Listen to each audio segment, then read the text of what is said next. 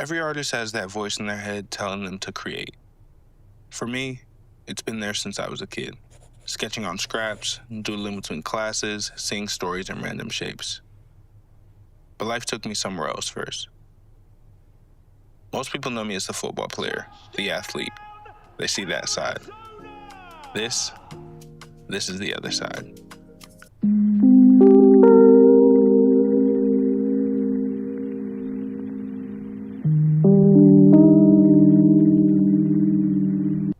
Welcome to Draw With Me, a series about my creative journey as an artist, designer, and storyteller.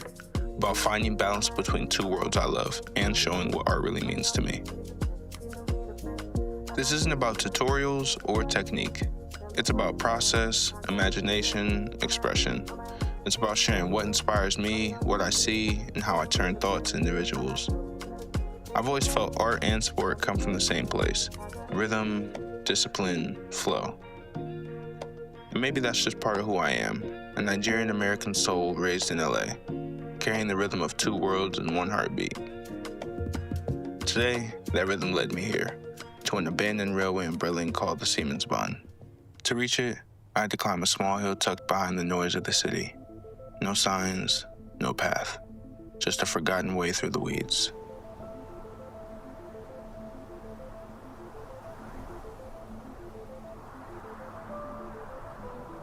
An old gate hangs half open, like it's daring you to step inside.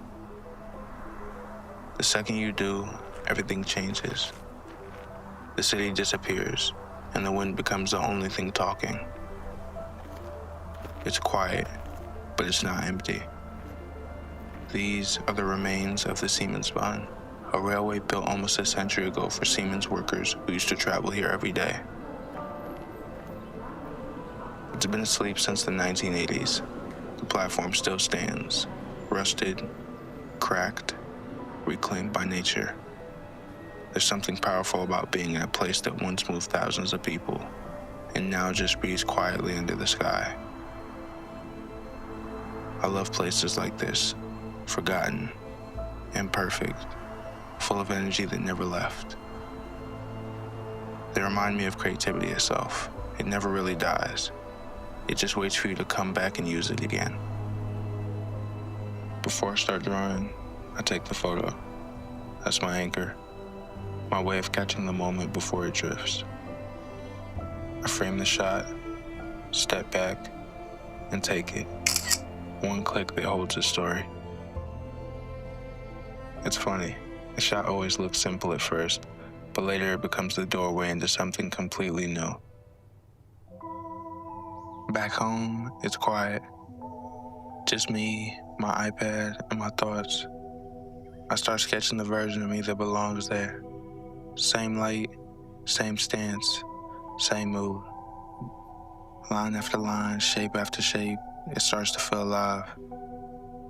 That's the part I love most. That moment when you lose track of time, when the world disappears, and it's just you and what's coming out of your mind. When I finished my self-portrait, I sat back for a second. It looked right, but quiet. Like the place was holding its breath. And that's when I realized maybe the piece wasn't finished. Maybe I wasn't supposed to just draw myself. Maybe I was supposed to listen to the space too. So I looked at the photo again. The rusted beams, the cracked floor, the dark stairway leading below. And I started to see things that weren't there before. That's when the art shifted from realistic to surreal. I began adding pieces of imagination, fragments that felt alive inside the silence. Below the stairway, I saw a creature peeking up, beating eyes, and a grin that felt way too comfortable there. Near my feet, a small sprite floated, like a soft ghost that wandered in by mistake. Up in the beams, a man sat quietly, and beside him, two faint eyes stared. On the floor, a small bug crawled through the cracks and breaks, moving like it knew where it was going. Each of them meant something different. Curiosity, mystery, stillness, persistence. Together, they filled the silence. The station wasn't abandoned anymore. It was awake through art. I guess that's the thing about creating. You never really know what you're looking for until you start. Sometimes the idea finds you in the process, in the quiet, in the accidents, in the spaces you weren't planning to fill. Maybe that's what being an artist is. Taking what you feel, what you lived, what you carried from home, and letting it speak through your work. My creativity carries rhythm, that same rhythm I grew up with, that same pulse that moves through Afro beats, through Lagos nights, through the stories my mom used to tell. That rhythm shows up here too, in the colors, in the movement, in the silence between strokes. It reminds me that art isn't something you find, it's something you remember.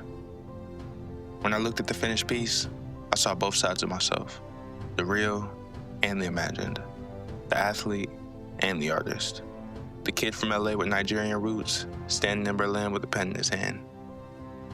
That's what Draw With Me is about. It's about showing that side of me, the creative one, and inviting you into the process. The sketches, the thoughts, the worlds that live in my head. It's about growth, identity, and the constant chase to make something meaningful. This is the first of many. If you felt something in this, if it inspired you or made you see something differently, go ahead and subscribe, drop a comment, share what you think. I want this series to grow with people who watch it. Artists, dreamers, anyone finding their own creative voice. Now I'm just getting started, and wherever this goes next, I'm taking you with me. There's beauty in every side of who we are. Sometimes you just have to draw it out. I see the blue for me and you, and I think to myself, what a wonderful world.